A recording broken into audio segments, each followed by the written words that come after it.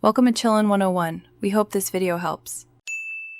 In this video, I will explain how to play Hell March on guitar. First, let's break down the main riff. You'll need to master power chords and a strong palm muting technique to get that signature aggressive sound. We'll also cover the rhythmic feel and how to maintain a consistent, driving tempo throughout the song. Get ready to unleash some powerful riffs. The core of Hell March lies in its powerful main riff. You'll primarily use E and a power chords, played with a heavy, consistent palm mute. This technique is crucial for achieving that tight, percussive sound. Remember to keep your picking hand firm and focus on strong, deliberate downstrokes to drive the rhythm forward. Practice this until it feels natural. Maintaining the correct rhythm and tempo is vital for Hell March. The song demands a fast, consistent pace, so a metronome is your best friend here.